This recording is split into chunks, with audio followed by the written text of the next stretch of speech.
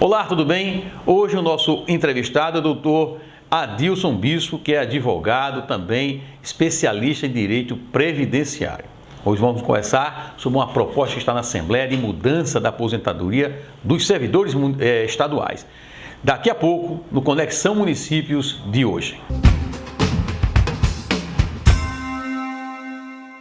Como dissemos a vocês, hoje o nosso entrevistado é o doutor Adilson Bispo, que inclusive é coronel da reserva da Polícia Militar, uma pessoa muito conceituada na corporação e que é especialista em direito previdenciário e que está analisando a situação, está acompanhando de perto, a pedido inclusive da própria corporação, a aposentadoria, a reserva dos policiais militares. Doutor Adilson, tudo bem? Coronel Adilson, né? Eu não sei se chama coronel, doutor Adilson, né?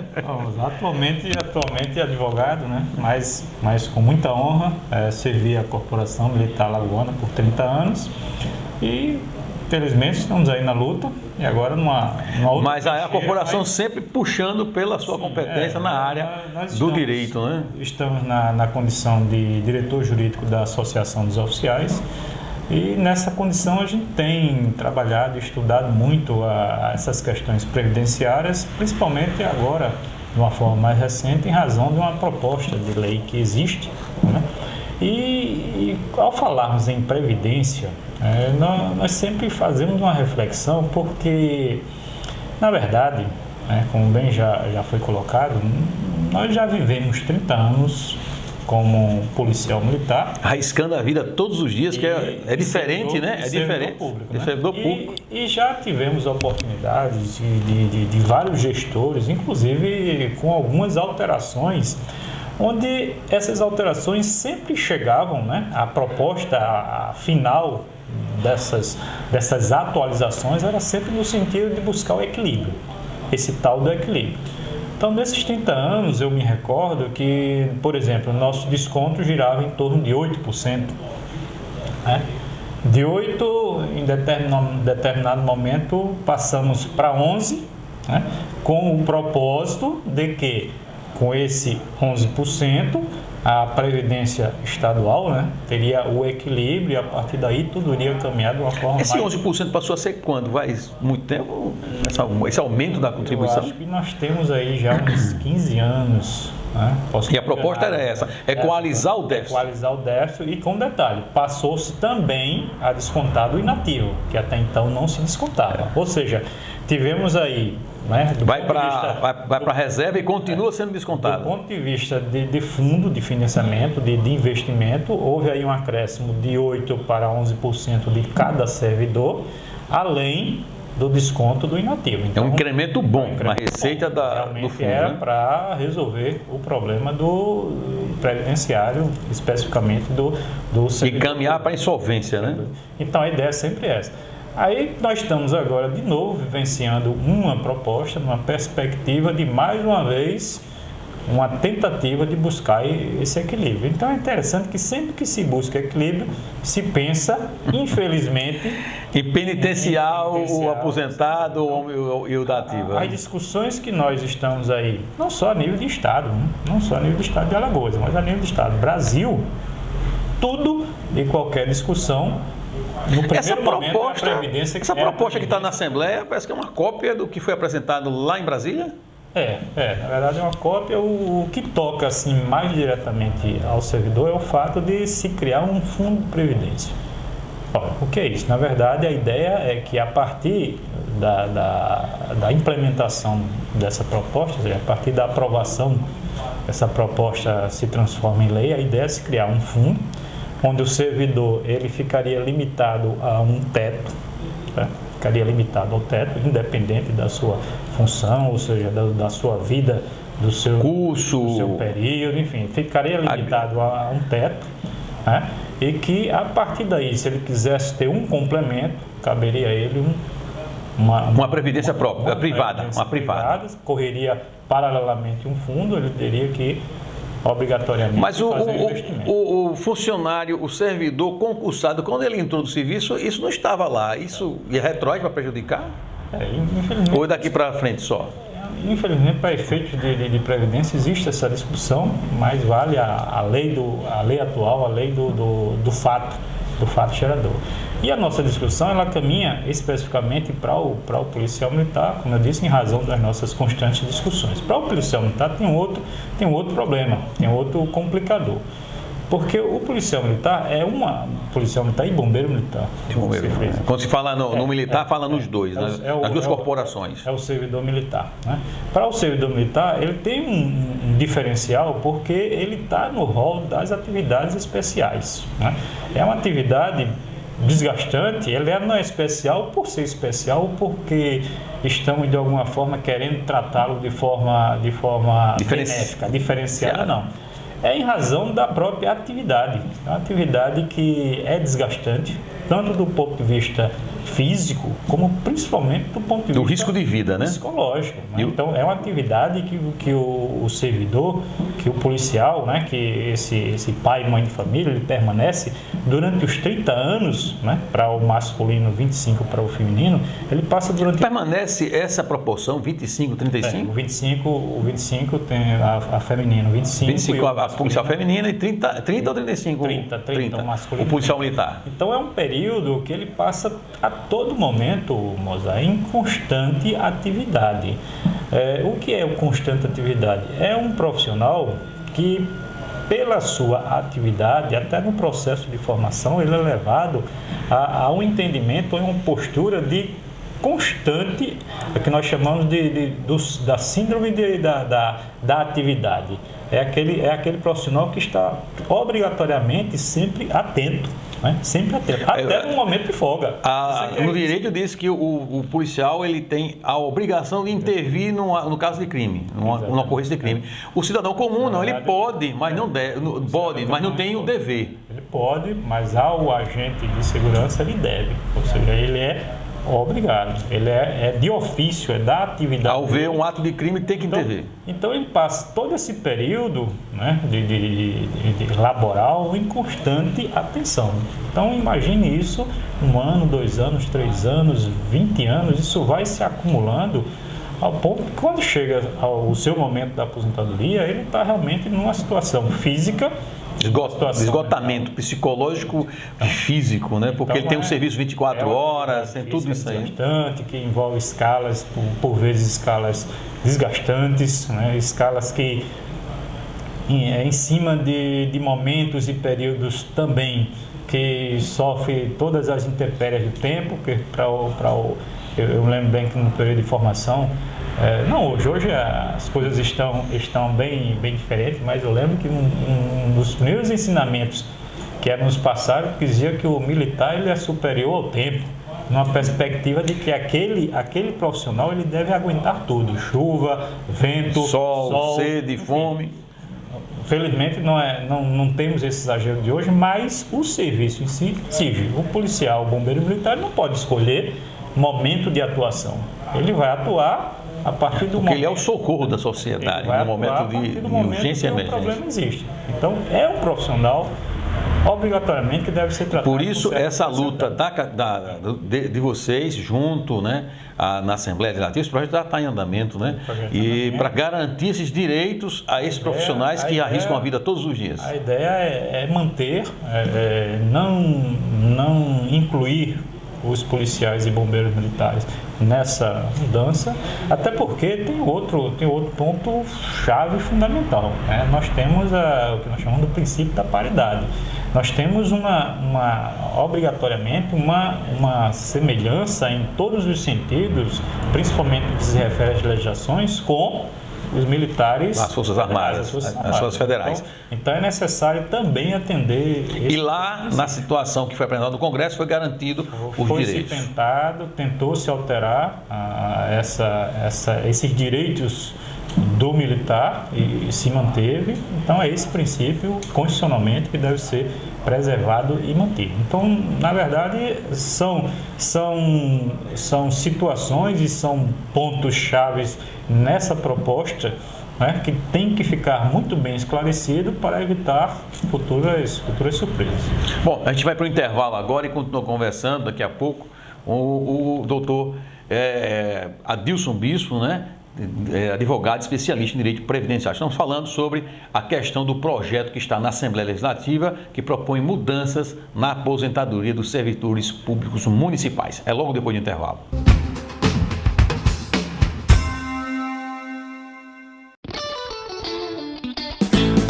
Refresque sua vida, sinta essa alegria. Refresco Coringa é bom todos os dias. São 10 sabores pra você escolher. Curtir com a família no esporte ou no lazer. Refresco Coringa, você faz 1 litro usando apenas um sachê. Refresco Coringa, é rico em ferro, vitamina A e C. Refresco Coringa. O Perucaba Jardins e Reserva é perfeito para a sua família.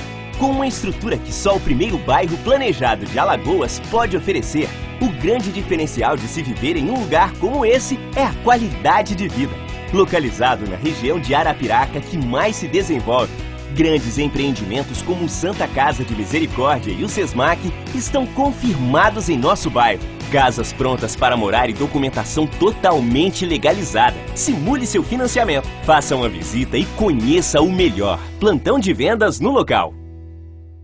O Hospital Nossa Senhora do Bom Conselho, conhecido como Hospital Regional, é referência no atendimento médico no Agreste, com 50 anos prestando bons serviços à população. Com mais de 500 colaboradores especializados, clínica cirúrgica, clínica médica, pediatria e obstetrícia. O hospital conta com 5 salas cirúrgicas e UTI neonatal. Hospital Regional de Arapiraca, uma entidade filantrópica a serviço de sua saúde. Rua São Francisco 154, Centro de Arapiraca. Fone 3522-1797. Hotel Sol Nascente, a melhor opção de hospedagem no Agreste Alagoano. Aqui você encontra um oásis para descansar e repor suas energias. O Hotel Sol Nascente possui apartamentos confortáveis, sauna, ampla piscina, bar, lanchonete e academia, além de um auditório para 150 pessoas. O Hotel Sol Nascente oferece ainda um delicioso café da manhã regional. Hotel Sol Nascente, conforto e segurança em Arapiraca. Mar azul, coqueiros balançando ao vento e uma linda pousada com piscina e café da manhã delicioso. Apartamentos confortáveis, além de suítes master com tudo que você tem direito. Assim, é a Humaitá Pousada, localizada em Japaratinga, no povoado de Barreiras do Boqueirão. Um paraíso! Humaitá Pousada oferece também aos hóspedes um cardápio diferenciado, além de drinks especiais. Humaitá Pousada, a melhor parte da viagem. Reservas 3297-1378 e 8878-5744 ou pelo e-mail humaitá@humaitapousada.com.br. Alagoas não é só praia. Nosso sertão tem lugares lindíssimos e opções confortáveis de hospedagem. A agência de turismo Pioneiro é a única especializada nos roteiros de nosso sertão. Venha conhecer os cânions do Rio São Francisco, sítios arqueológicos, museus do sertão, o Mirante do Talhado, usina de Anjinguinho, show da natureza e as cidades de Piranhas, Água Branca, Paulo Afonso e Delmiro Gouveia. Agência de Viagens O Pioneiro, uma história bem presente. Telefone 8884-4223 e 9919-6060.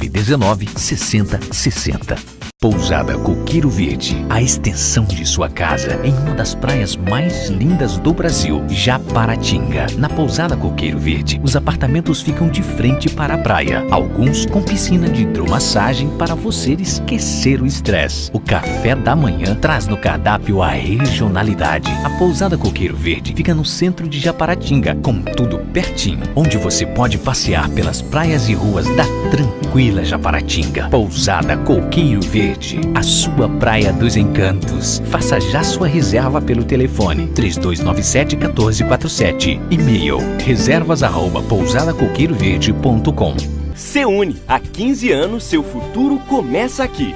Venha para a faculdade que tem uma completa estrutura física e acadêmica e o melhor corpo docente do estado. Na Seune você encontrará as maiores oportunidades para construir um futuro de sucesso. Concursos que você conhece e aprova. Direito, enfermagem, ciências contábeis e administração.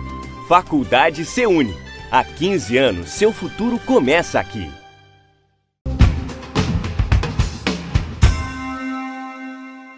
Voltamos nesse bloco ainda conversando com o doutor Adilson Bispo, que é advogado e especialista em direito previdenciário administrativo, né? Estamos conversando sobre o projeto que está na Assembleia em tramitação, está em análise ainda de autoria do governo do Estado, do Poder Executivo, que pode gerar modificações profundas na aposentadoria do servidor público municipal. Coronel, posso chamar assim também, né? Você que está representando a ASSOMAL, que é a Associação dos Oficiais da Polícia Militar. Esse projeto, ele na verdade, ele é uma cópia, que a gente falou no bloco anterior, do que foi apresentado lá no Congresso Nacional. Como é que ficou essa negociação lá em Brasília?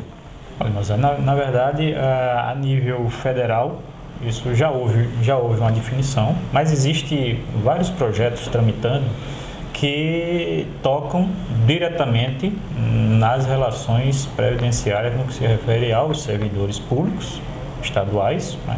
No caso aqui em discussão, também aos militares estaduais. Mas a nível federal existe todo um acompanhamento. Hoje a gente já tem uma bancada, ela recebe a simbologia, né? Ela é considerada como uma bancada militar. Existe já parlamentares federais de origem das caserna, polícias militares, das casernas, né? O grande capitaneada pelo deputado federal de São Paulo é o capitão Augusto. Então, onde essa bancada acompanha todos os projetos relacionados a essa temática. As informações mais recentes, inclusive esteve aqui na nossa cidade no mês passado, onde passou para os comandantes tanto da Corporação Policial Militar como do Corpo de Bombeiro a atualização desse projeto. E nessa breve conversa ele deixava claro que os projetos estavam todos encaminhados no sentido de definir com exatidão a especialidade da atividade militar, tanto policial diferenciada, mantendo as orientações, principalmente os direitos, da forma como existe. Os principais, a manutenção do tempo de serviço, o tempo para a aposentadoria e a impossibilidade de encaixar os policiais militares nesse teto, né? Com isso o teto de 5 mil e poucos reais. Exato. Com isso, a importância está exatamente a maior questão que está sendo discutida é a manutenção do tempo, por tudo que nós já discutimos no bloco anterior, né? Principalmente pelo desgaste natural, o exercício da função, desse homem, dessa mulher durante o exercício da função. Que é bem parecido com o do professor, né? Também, que em sala de aula é um desgaste físico, psicológico. E ele é considerado uma atividade especial. Então tem alguns segmentos laborais, tem algumas atividades laborais que são obrigatoriamente, de uma forma muito justa, tratado de forma especial por conta do desgaste do ser humano ao longo do seu período de trabalho, né? Essa negociação que está havendo com relação a esse projeto que está na Assembleia, como é que está, vamos dizer, os policiais militares estão conversando com os deputados já há uma negociação de ser uma comissão já para isso? Existe uma mobilização, existe um acompanhamento constante desse trabalho, desse projeto, e tudo está caminhando o que na verdade os servidores militares e civis, aí nós vamos ampliar essa discussão. O grande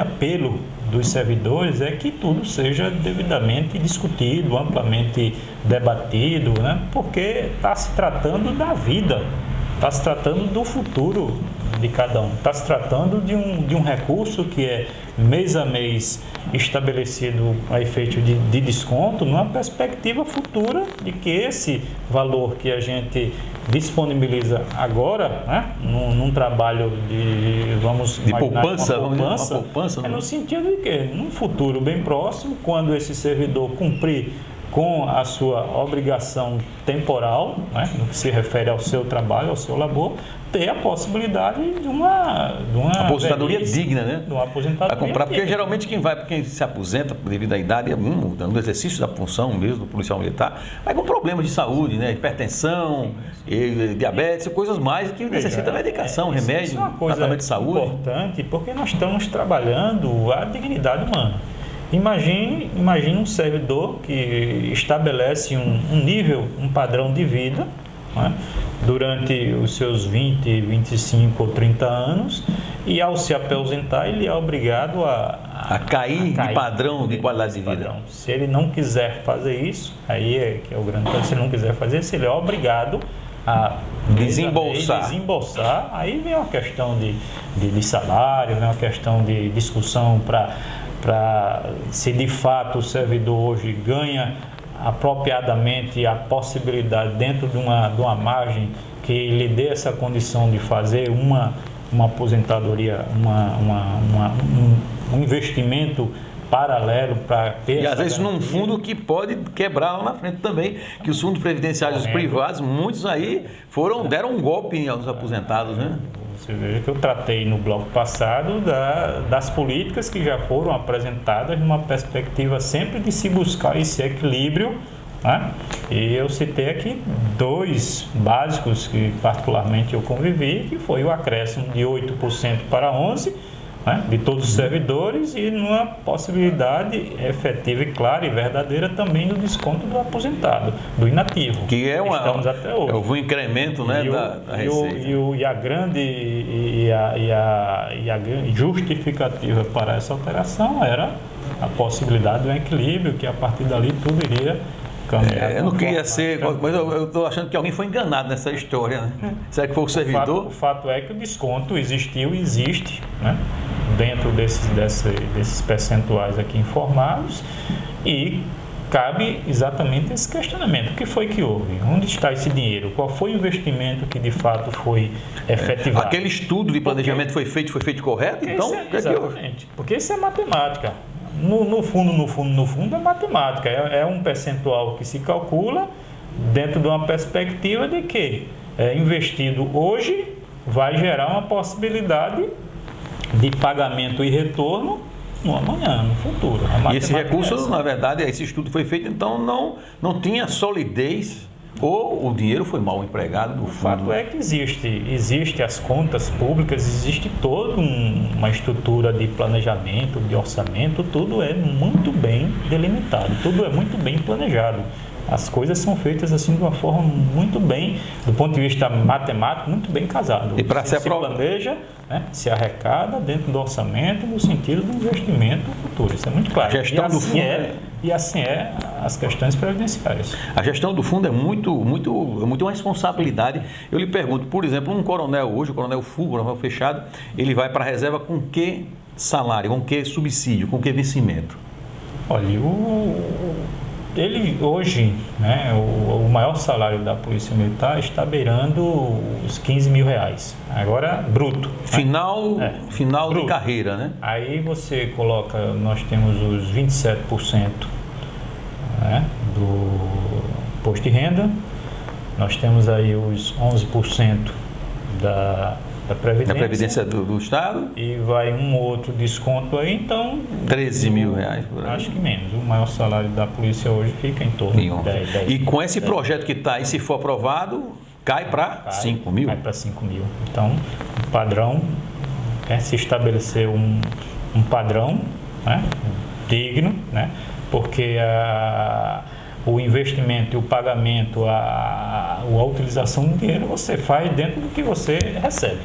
Né? E esse não é um prêmio bom para quem deu 30 anos da sua vida ao serviço, né? Imagina o servidor público que passou, e aí aí vamos ser bem abrangentes, não é específico do militar, mas o servidor público de uma forma geral, que passou todo o seu período laboral, né?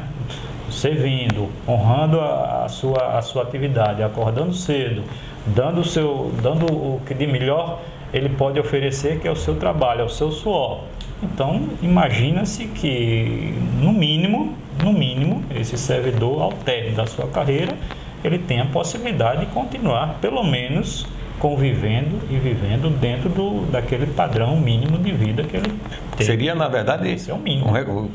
Diminuir o salário seria... Esse é o mínimo de reconhecimento que esse servidor pode ter, esse servidor que honrado, que respeita, que trabalha, que acorda cedo, que busca, de fato, exercer a sua atividade com dignidade. Né? Olha, o tempo é pouco, já estamos no final do bloco, Mas aí, lembrando que a gente conversou com o doutor Antônio também, com relação à Previdência. A gente vai ficar por aqui, mas a gente vai voltar a conversar ainda sobre Previdência própria do Governo do Estado. Esse projeto aí é um projeto importante. E tem ideia se esse projeto vai ser votado aí nesse ano?